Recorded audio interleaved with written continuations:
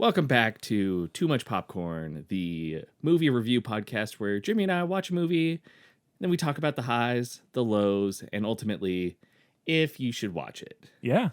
This week, we watched Total Recall, the 1990s sci-fi classic with Arnold Schwarzenegger on Mars, where there's rebels and guns and more guns and people getting shot. And ultimately, Jimmy, we just need to get down to it. We need to talk about the topic that is on everybody's mind. It is the, just cultural miasma that is still plaguing people to this day. And it is what is going on with Arnold Schwarzenegger's outfit this entire movie. You know, I went in thinking this was an 80s film, and I fully was taken out of it when I learned 1990 was the year this came out, because I said, well, look at this man's shirt. This man's whole getup, from cargo shorts to cargo pants to flannel shirts, this man is dressed like a 90s dad, if I ever saw. And it totally, what was going on there? Why? So hear me out. I think this is just my opinion, but I think a lot of this movie came from, ideas of other movies. Like, we had some inspiration of the movie Alien, Yes, and then we had inspiration of Terminator. And I think they'd watched the Home Improvement with Tim Allen, and they were like, that's it. That's the outfit. Need Tim Allen in the movie. And they're like, we can't get Tim Allen. He's a little busy. He's making the Santa Claus. He's making Santa Claus. He's possibly getting into some Toy Story shenanigans. We can't get him right now. Can we get... And they're like, we have Arnold Schwarzenegger on retainer. And they're like, do we have any flannels big enough for that guy? And they're like, we can make them. Put it in the budget. They just took a circus tent, took it down, sewed it up into a shirt. They were like, here it is. Seriously. The guy is so big. Yeah. He's very big in this movie, too. And they accentuate it in a couple scenes, too. They're like, hey, have you seen Arnold Schwarzenegger's arms? And everyone is like, yes, regardless of what age you are. You're like, yes, I saw him in the 80s, and now I'm seeing him now in Total Recall. And, God, he's big. Yeah. He's a big dude. It goes to my favorite scene of the entire movie, which is right there at the beginning. No spoilers, but it is right there at the beginning when he is working. Wait, are we not spoiling? There will be some spoilers probably, but this one, not a spoiler. A few. Yeah. He's working as a construction guy. He's on a big old jackhammer, and man, he is just hammering that jack into the ground, and his arms are rippling, and it is very good to watch. It's beautiful. It's almost like a no-brainer to be like, hey, we've cast Arnold Schwarzenegger as your everyman construction worker. And everyone's like, yeah, if he says no words, I totally believe it. And he's like, okay, come on. Time to put in the work, guys. Clock in, clock out. How crazy would it be to have your day job next to Arnold Schwarzenegger every day? You're this Danny DeVito looking ass guy, and you're like, I get to work with Adonis over here? It's amazing. Yeah. He's saying great things like, hey, let's go jackhammer. And you're like, yeah. Yeah, you're like, that is our job. I love it. You break for lunch and you're like, oh, I got this peanut butter and jelly. Arnold, what about you? And he's like, protein shake. And you're like, awesome. Okay. We do have to, speaking of the protein shakes, I love that they're just like, hey, Arnold, do your thing in the kitchen. We got the nuts in there. We got all your stuff. They stocked this kitchen with just Arnold's stuff. And he's like, oh, thank you. I will make my shake. I think he probably brought in his own little blender mix thing. I love it. I 100% stand by the fact that the director came in that day. He's like, look, Arnold, we set out this Thanksgiving feast for you. There's turkey, there's potatoes, there's green beans. He's like, no, thanks. All I need is protein shake and nuts. And then, it could actually be fully sort of an ad lib. Okay. The fact that it was so fully stocked, definitely a choice that was made. But for it to be Arnold's choice is my hope, because it would be like, not only would he be like, I only eat protein shake, don't make me eat this turkey, I can't do that. I would love for him to be fully in character. Like, he'd be like, oh, well, don't you think Doug Quaid would rather sort of be eating the future food? You know, he's on the go. He's a man on the go. And he's like giving all this character reasoning as to why he would just like drink a shake and go to work. I would love that. Yeah. I would love some behind the scenes on that. Arnold, hit us. And like the director's like standing by. He's like, hey, no, like he's gonna eat a sandwich. He's gonna take the turkey and the green beans, put it all into a sandwich. And Arnold's like, no, there's not enough nutrients there for Doug. Like, he needs to hold the jackhammer and really drive it into the ground. He needs a How protein else do you shake. think Doug got so fucking jacked? Look. It's the protein. Yeah. He eats it every day. Yeah. And like, I think he even went like a step further. He went over to the craft services table. He's like, look at all this shitty food. He like knocks it onto the ground and just replaces it with protein shakes. I would love for there to be some like footage. But to be honest, I think the stories that I've heard of Arnold like on set and stuff is that he's just like very like composed and, you know, like a joy to work with. But I would love for him to just be like this diva who's like, everyone must look like me by the end of the production. I would die. See, I think it's totally for like streamlining stuff. Like, you know, you got the boom operator who's always holding his hands up. Yeah, he's like, look at you, you weak man. You need to lift them all. And then, you know, we do that so you can optimally get all of the audio. He's like, you're too low. You're going to miss my perfect line delivery. Yeah. Also, yeah, spoiler alert for this whole episode. Most of it's going to be Arnold and I, or Jimmy and I doing Arnold. Arnold. It was such a convincing. I was in it. Oh no. Oh, that's amazing. So Artie, gonna be Aaron and I trying to do our best Arnold impression, because there are a lot of good one-liners in here of Arnold at his best. Yeah. You know, I think there are many 80s, many 90s movies with him in it where he is just, you know, line for line, he's nailing them. He's got the Batman and Robin just sweet of all of those. Chill out. You know, all that kind of stuff. And this movie delivers in terms of Arnold saying goofy shit to bad guys and delivering it with the heart of what you expect an Arnold one-liner, the cheese, and just his voice exuding that action hero vibe of just, he's sort of like a dick, but also you're like, you have to root for him because he's the good guy. Yeah. So he does it. And Arnold, I think, just loved making movies. Like, it comes out when you watch one of his movies that he just, it was joyful doing it. And like, he had an art to his movies, and it just, partying the curtain here. Arnold is one of my favorite actors. I love all of his movies. I just will always stand by them. They're a joy to watch. And this is one of those movies where it's, you know, kind of clear that like he had fun making it, and I always have fun watching it. Yes. Yeah. I can stand by that. I think there are many flaws to many movies that he was involved in, which we might do episodes on later. We might never do episodes on them again because it would require us to rewatch movies that we absolutely would not recommend. But I think for a man with a such a storied and long career in Hollywood, in all these movies and stuff, it's like there's hits in there, like most of them. You would just be like, I am returning to this film for the nth time because Arnold is the star and he has that panache that you're looking for. And I agree. He's got it. Yeah. Even though I have my issues with him. I will nitpick the hell out of Arnold Schwarzenegger saying words.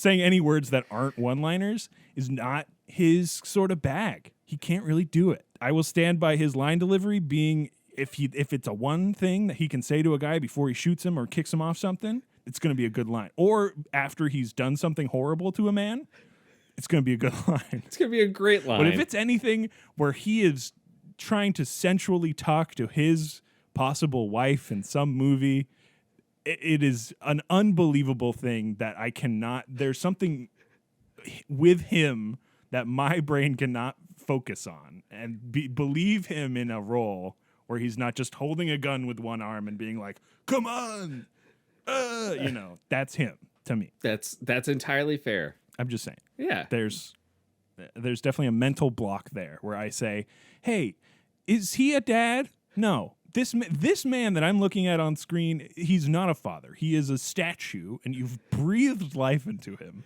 and now he's back." Yeah, and but see, you've said he's a father? No. But see, he walks on screen. He's got a big tree in one arm. He's walking along with it. No, this doesn't happen in this movie. It happens. Let's see. I think that's Collateral. No, that's the one with Tom Cruise. I don't remember. Yeah, anyway, walks up on They're screen, all kind of the same. big tree, and I'm like, you know what? That guy could support a tree. He could definitely support an otter. So, boom. He could support a whole family with those arms. It's true. And see, I think my my understanding of that is his arms may be very strong, but it comes from the heart. Yeah, his heart is stronger. Yeah. Speaking of a strong heart, I mean, there is some actually very good character building in this film. Not with him. I think they push the fact that he has sort of this implanted memory, that's the whole thing with the story. It's like, is it a memory? Is it real? What's his mission? Who is he? Who is Doug Quaid? That's probably the poster, right? I haven't looked at promotional material in a while. But I think there are a lot of characters he meets, and especially when he goes to Mars, that are like, to me, introduced very quickly, very like, hey, let's get back to Arnold shooting people. But you're like, I like these people already. And it's like they're flawed and they're being fucked over in some way. But there's something to them. There's something to Melina, like that I immediately was drawn to, as simple as it is to just be like, you knew a guy who's possibly good or bad. There's like something to that. Yeah. Right? And ultimately you have the people who are fighting, for the rebels, trying to get air for Mars and all that. And, I think that is also, I think that's a story that a lot of people can get behind, is always that, there's an evil entity and then there's a small band of people who are rising up to fight for what they believe in. Yeah. But especially when it's an evil conglomerate. Yeah. But yeah, no, I think there is a lot of character development. I think Michael Ironside being bossed around by his boss, who's really just trying to get him to live in the moment and stop overthinking his plans. I think that is something that, again, we can all get behind. Because, sometimes you're at work and you're just trying to make a plan for like, oh, we got a whole bunch of freight that's coming in and how am I going to break it down? And you end up spending the whole 8 hours thinking about like your whole plan and you don't get anything done. And so you got Michael Ironside's boss who's like, no, you got to just stop thinking, and then, do it. And then... Yeah. No, that actually did stand out to me when you mentioned it while we were watching. You were like, why? Like, Richter keeps going back to Hohagen or whatever the fuck his name is, and being this like very subservient, like, oh, I messed up, man. I failed again. And the big man upstairs just like, dude, it's totally fine. Don't worry about it. You're doing great. Yeah. Like he does come off in a sort of like mean way to him, but the whole time it's like, if he didn't care about this guy, he would have been gone. We wouldn't have seen Michael Ironside anymore. It would have been somebody else who he trusted more. But this is like a true relationship here. I think Richter had like upper management in his future, and Cohagen's like trying to like help him get to upper management. I see. Yeah. And so like, he's like, hey, Richter's got some flaws and we really need to just kind of ironside them out before we can get him up to upper management and he can take over, like Mars LLC of my business. Yes. Yeah. He was slated for maybe the big man to step down, go back to Earth, and he would take over the Mars division. But he kept getting in his head about it. Yeah. And I think he was recognized as he can get the job done if he gets out of his head, and then proceeds the rest of the movie to be in his head and not be able to get shit done at all. It's very funny. Michael Ironside's in this movie. After watching Scanners and seeing him just be not in that movie enough, I was like, God, it's good he's in this movie. Yeah. Because this redeemed his sort of on-screen presence for me, where I was like, yes, he can do this. He keeps, I think a problem with his character is he keeps relying on the little tracker spotter guy too much. And the tracker spotter guy's like literally bottom of the barrel. Like, I just hold the tracking. So just to clarify, you're talking about Tintin Quarantino? Yes, the man who somewhat looks like Quentin Tarantino, but is not Quentin Tarantino, and we named him Tintin Quarantino.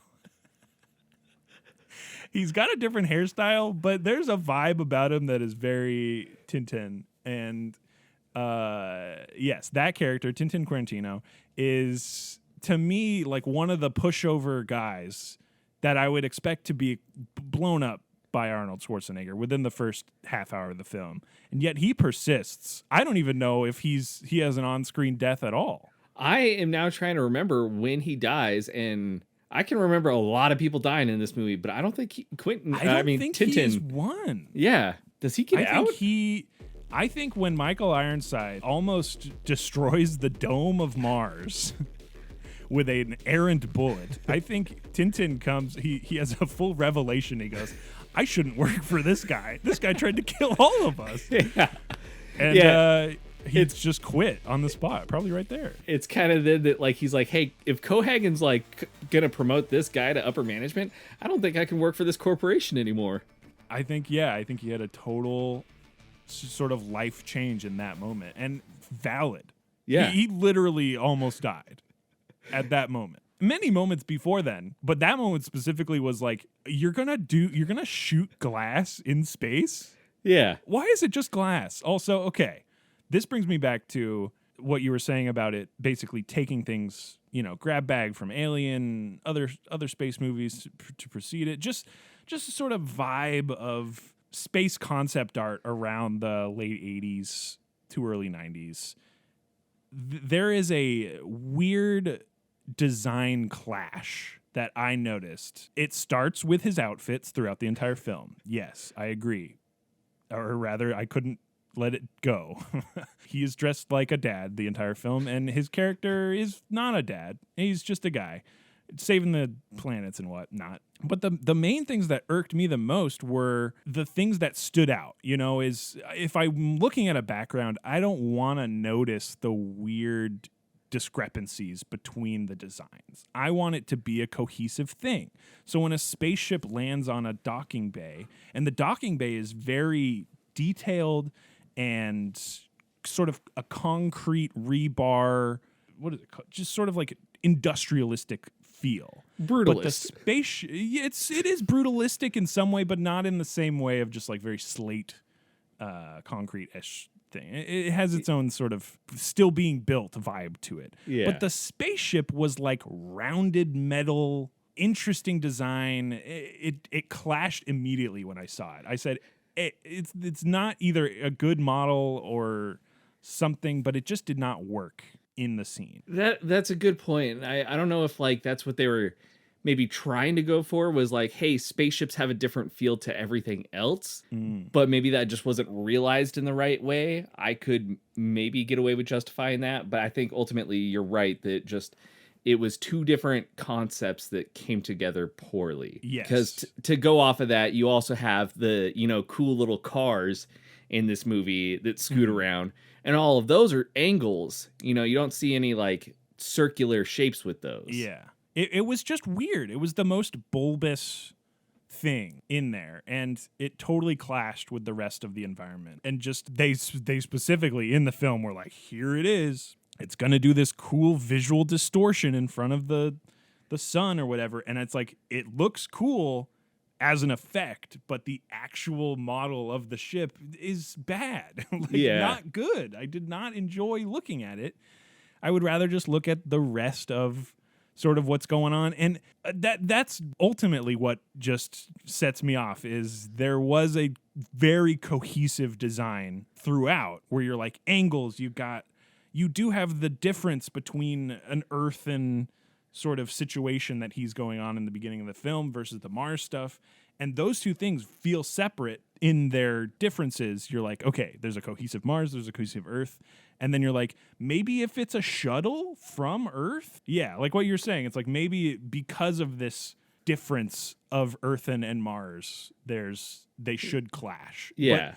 But visually, if I'm drawn to it in a way that makes me mad, I think that for me fails.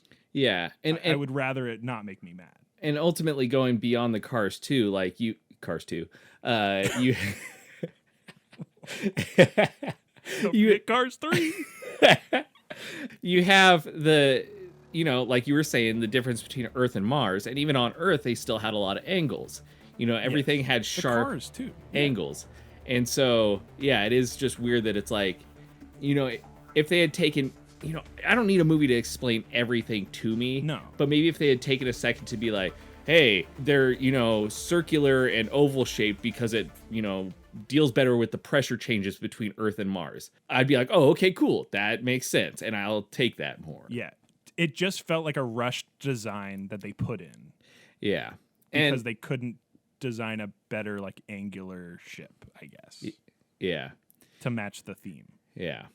When it comes down to it, though, it does, I wasn't taken too far out of the movie because, like you said, you still have all of the great set of the rest of Mars.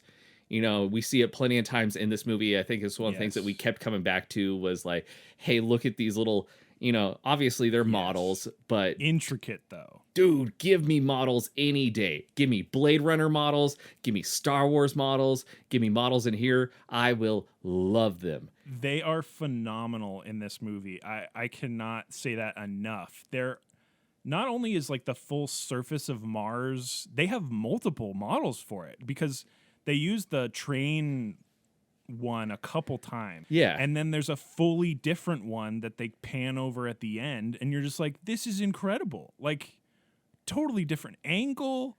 There's so many intricate models who they're incredible in this movie. I was blown away consistently how they were lit, how they are displayed in the shots. The people being keyed into them works so well. I was never thrown out of the movie just for being like, they're not there. I'm like, they're on Mars. It's beautiful. The only problem is he's wearing a checkered fucking flannel, and that takes me out of it thematically. Yeah. I couldn't tell you what he should be wearing. I just don't think he should be wearing that specifically. That's fair. Because he's not a dad. Yeah. But no, like you were saying, they keyed people into these little models too, and it helped to like sell the scale of the models.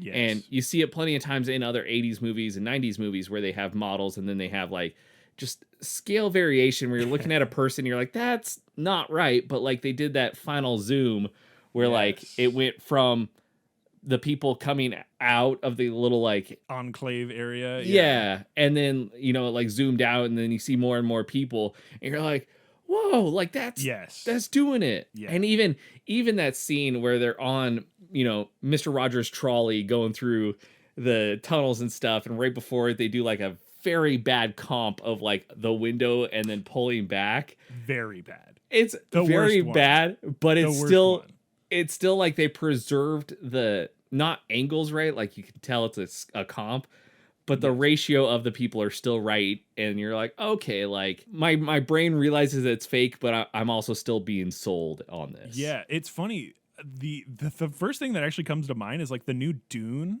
has that same sense of like cosmic scale. Yeah. Of these ships are huge and they're landing and the people coming out of them are these big. And you're like, they nailed that in Total Recall. They got it. They were like, here is the scale of a Mars settlement. And I was like, I believe it. I love it. Thank you. That is a super solid point that I totally didn't even think about when we were watching that. Yeah.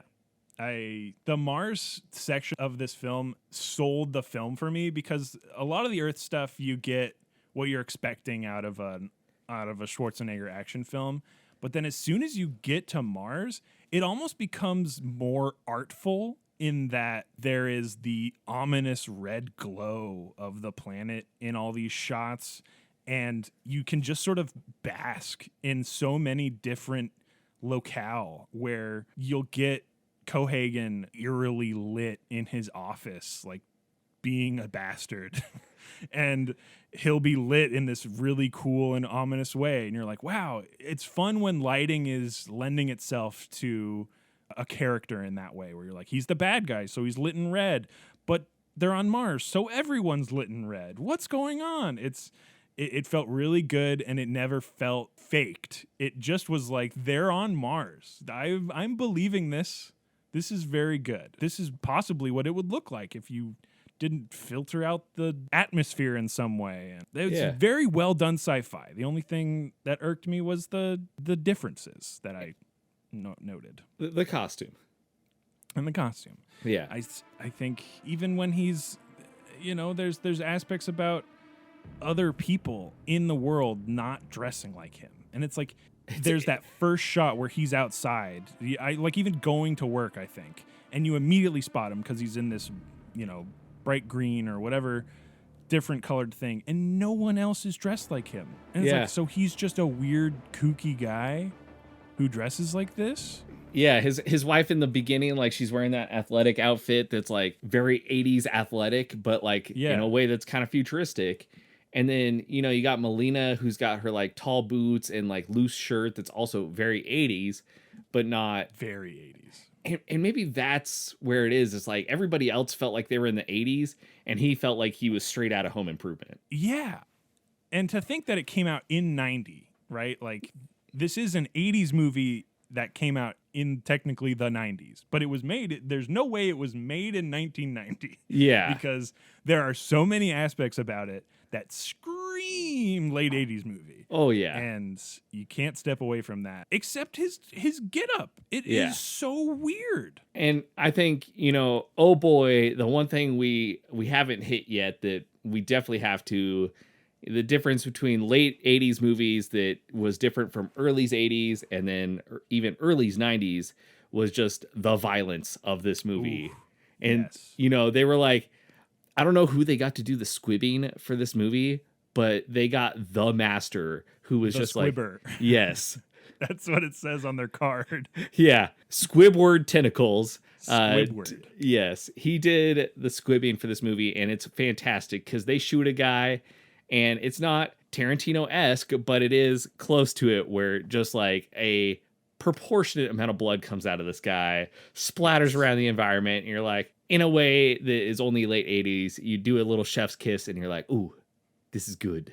Yes, you have to simultaneously chef kiss and shed a tear for the death of an art form in terms of just the amount of squibs you throw on actors and and stunt people, because this film takes violence to the 80s extreme in terms of how many bodies are piled up and squibbed and thrown down escalators. Yeah. And there is no expense spared to show you, the audience, hey, we're killing these people and we're showing you, and you get to see it in detail. And there's an aspect of that I'm glad is gone from some modern films. And there is something to it in this film where I say, look, this belongs here. I think the amount of red paint splattered upon many, many sets in this film is necessary to show just the evils of Cohagen and his, nonchalance towards whatever he's trying to stop. It's so violent. It's over the top violent. Yeah. And, it's like, I've been on record being opposed to the use of violence for conflict resolution. However, in a late 80s movie, you got Arnold doing these just preposterous things. And maybe it's one of those things that just sells like the concept of an action hero, where you have people who are just getting mowed down. Yeah. And like, then you have him who's, spoiler, he's fighting a giant Chekhov's drill. And like, yeah, it tears him up a little bit. Drill. Yeah. It tears him up a little bit. It hurts his arm. But like, he gets a little bit of blood. And, if that had been any other extra, that person would just be shredded beef. Gone. In a Crunchwrap Supreme. The person would Missed. just... Yeah. Yes. And, it just... But he's amazing. He can't be killed. I think with 80s movies, the concept of violence for the purpose of violence went from showing us the horrors of, violence and the reality of being violent to somebody else, then to the glorification of, hey, somebody's trying to shoot Arnold and he grabs an innocent bystander who just bullet sponges so many bullets. This guy was just going to work. He was going up the escalator. Had his a life family ended probably. that day. Every bullet that goes into this poor man, my life flashed before his eyes, and his life flashed before my eyes, and I saw his family and his hopes and his dreams. But it was also just like, you sit there and you're just kind of like, damn, that was kind of funny. Yes. Let's get back to more about this film after a quick break. Yeah.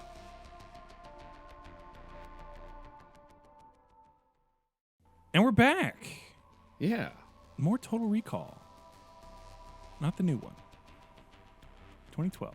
Haven't seen that one yet. So there's something to the character design of mutants in this film that was intriguing to me as well. Not just design in terms of like mutations of the skin and, they've got arms and whatever, but I think the concept of if you are mutated in some way, you also gain the power to read minds. Yeah. I think there's something funny about that where you're like, they're not just mutants, they're also psychic mutants. Where it's a very comic book concept that you have to just sort of immediately accept because they just throw it at you like, here he's here. Yeah, I don't know if maybe Philip K. Dick like talks more about it in the book. Maybe. But like that did seem kind of like rushed and like, hey, you just have to accept this. And you're like, oh, okay. And also just like the concept where it was like, and hear me out, I'm not trying to, rationalize Cohagen's actions or whatever. But it very much seemed like... Oh, no. A Cohagen sympathizer? Look, everybody gives him a hard time, but he was just upper management. Hard take right here. Somebody else from Earth was telling him to do it. No, so this is just one of the things I didn't get from the movie was like, it didn't seem like he was like against the mutants per se. It just seemed like he was for his bottom line and didn't care who he got, to cut out of the way. Like That's true. Yeah. I don't think there was no caring. He shut off air to the place. It wasn't he shut off air to the mutant place. It was just the place. And it wasn't that everybody in section D or whatever where the air gets cut off. It wasn't they like were just all poor. And like, yeah, I think, it wasn't that he hated mutants. It was that he hated everybody. Hated poor people. Yeah. I don't know. And then you have very much the mutant uprising that they were talking about where they were like, hey, all of us rebels, we're all mutants and we're going to fight against Cohagen. Again, great, fight the system. But I just didn't... I don't think they were all mutants. I think it was more a sort of symbolic community, right? Yeah. Where it's like, yes, they may be run by someone who ends up being a mutant, but it wasn't because they were a mutant or anything. It was just because they had this sort of zen about them, right? That had the concept of those who do not want to lead make the best leaders. He's the best to be the rebel leader because he just wants peace, which doesn't mean he wants to lead, but he's now the leader because he wants the most peace. Peace through war.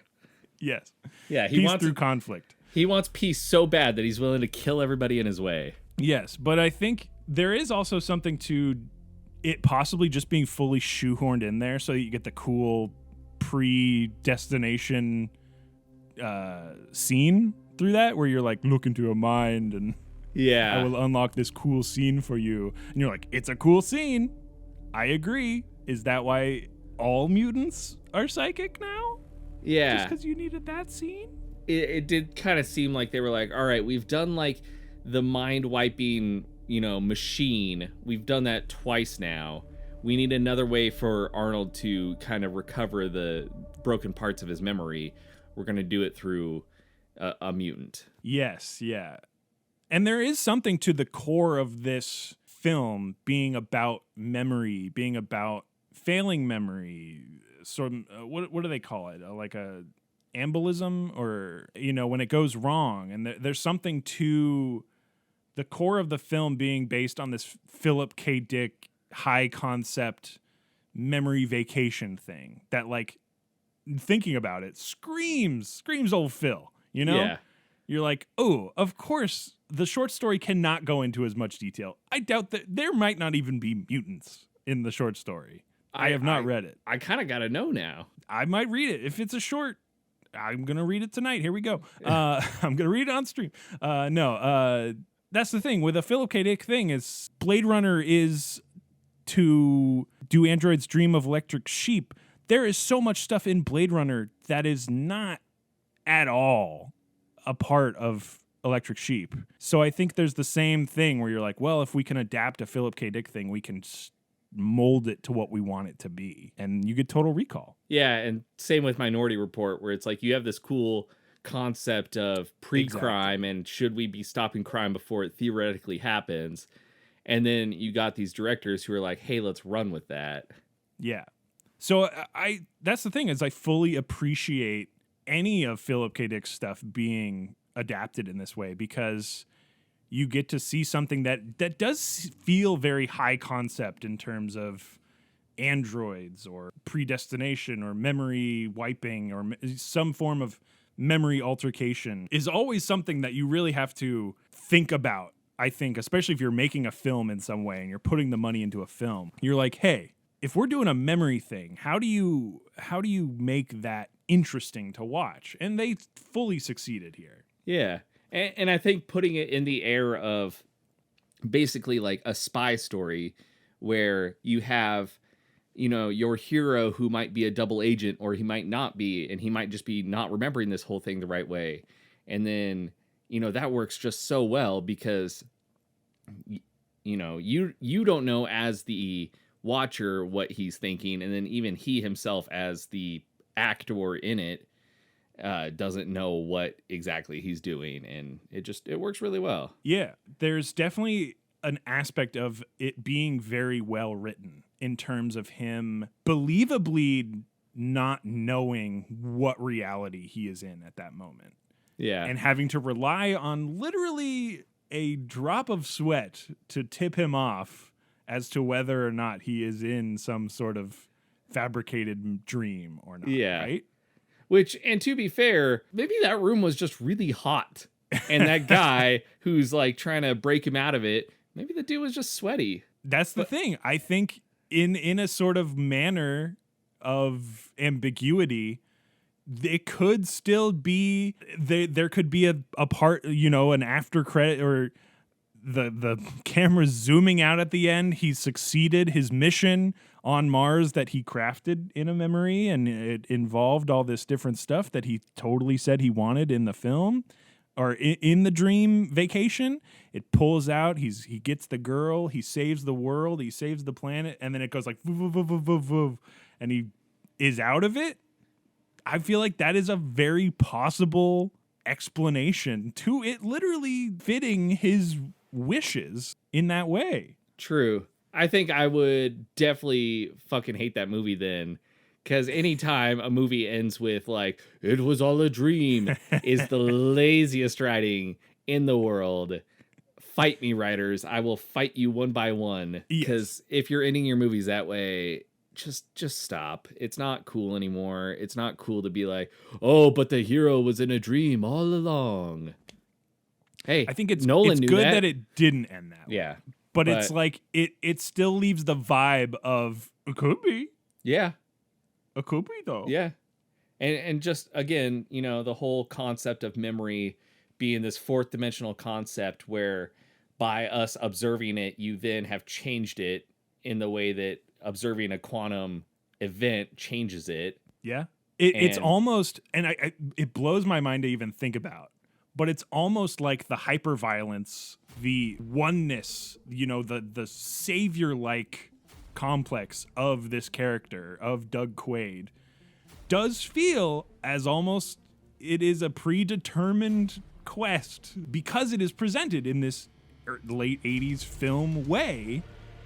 I think it ends not definitively, but it ends with him being in a reality where he is like this guy and he did the things.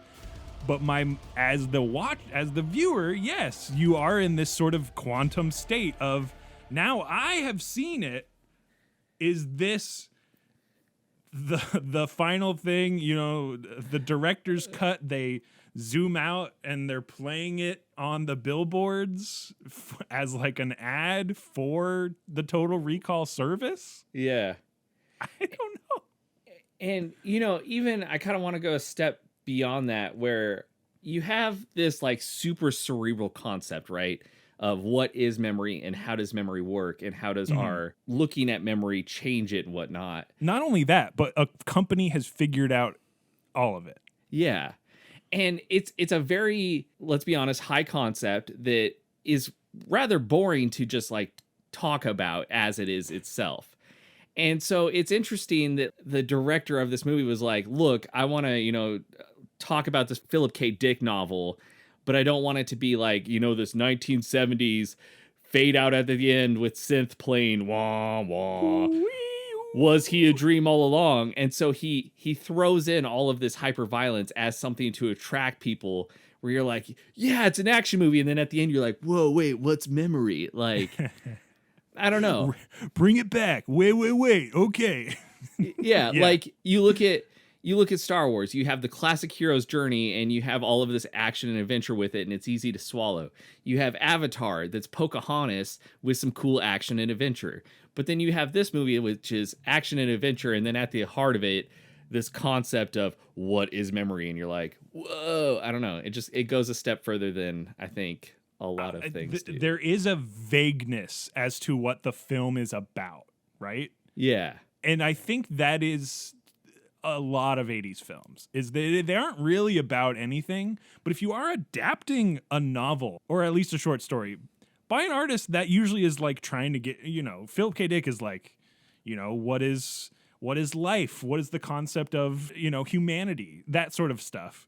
And in this one, you're like, if you're adapting something that is fully about what is your personality, like what is your core being, if you have a supplanted memory that makes you technically a better person, is that who you are now? And your old life is dead? Can you change? Is losing your memory akin to becoming a new person? There are so many questions that it raises, because Doug Quaid is the guy. He is the guy. And you're like, is he Doug Quaid? Was he always Doug Quaid? Was there a different personality below that? Is the core, are people good? Yeah. If they choose this? And if his personality does change based off of his memories, will it actually change because is personality based off of memories, or is it based off of more than that? And that's the thing. It's not even just his personality changing. It's like his core tenets of who to protect, who to side with. Because if Doug Quaid was finally like, oh, I've learned the truth, I'm going to stop what I'm doing.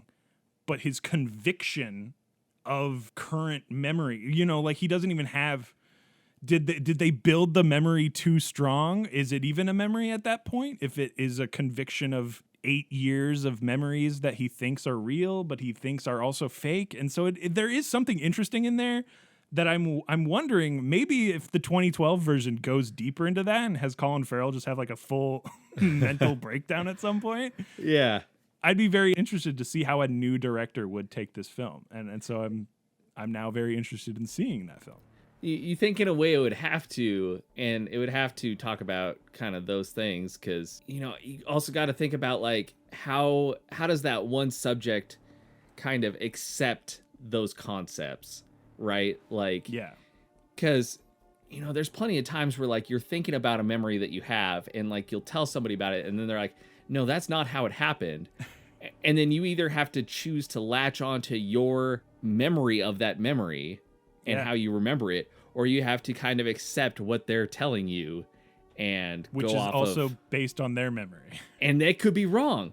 Yeah. And so, yeah, do you accept the things that are so firmly in your head that could change over time and have been proven through science to change over time? Yep.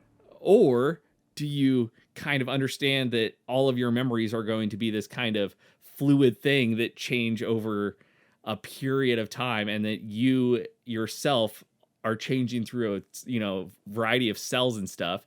Your body regenerates every 7 years, and then your memories aren't the same. So really, 30 years from now, who are you gonna be? 7 years from now, who are you gonna be? Exactly. You gonna be Doug Quaid? Yeah. Yeah.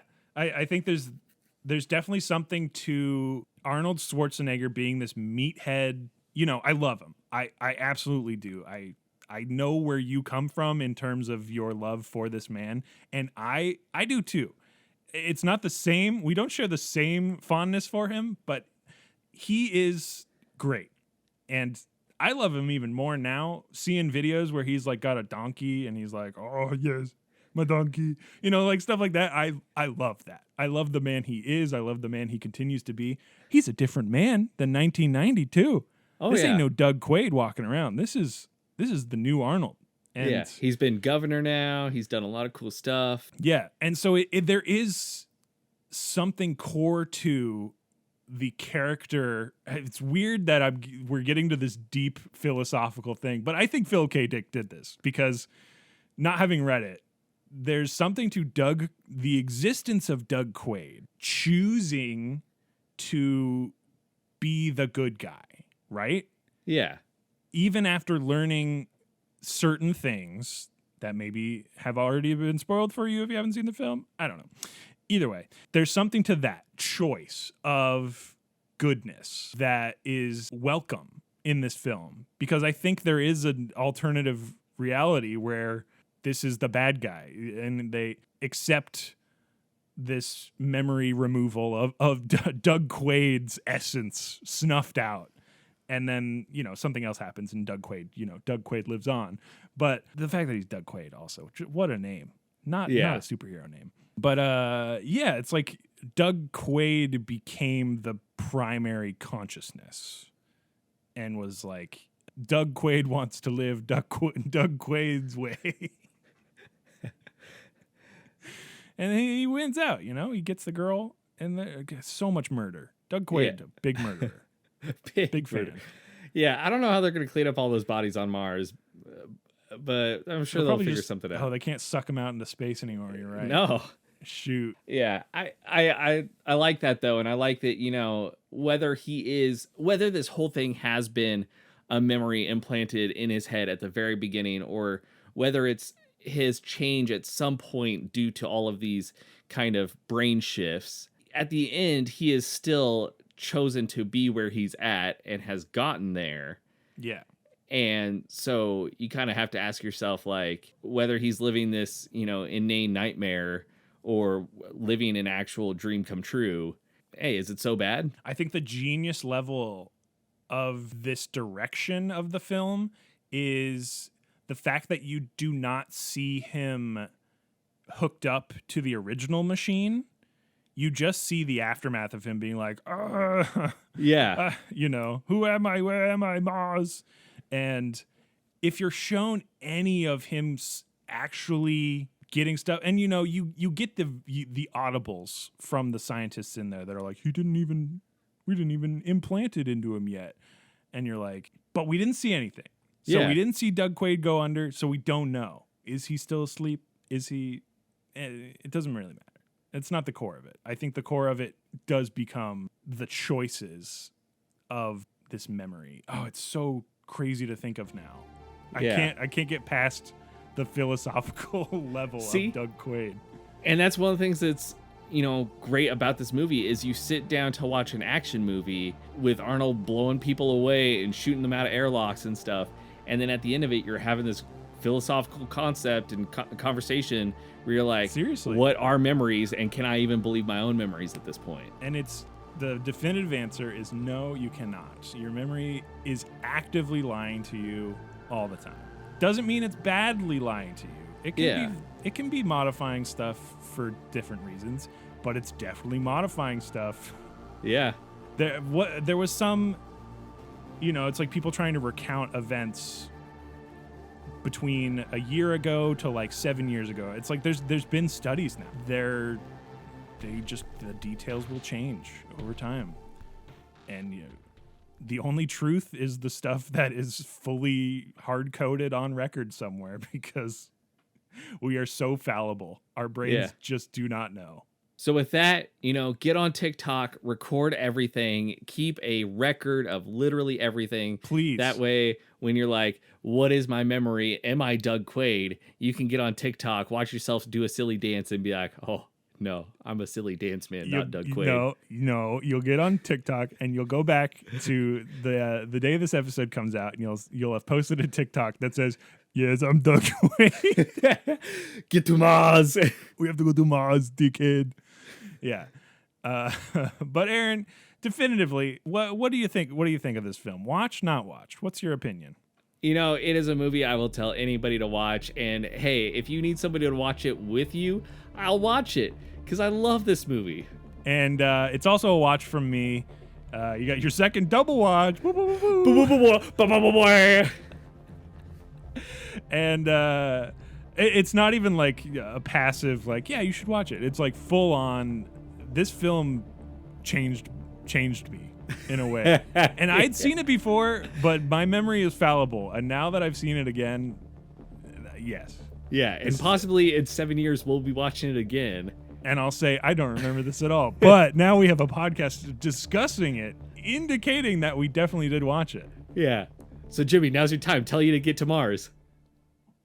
Jimmy, it's all a lie. You're actually Doug Quaid. Get to Mars, dickhead. Thanks for listening. Leave a review if you have the time. Bye. Bye.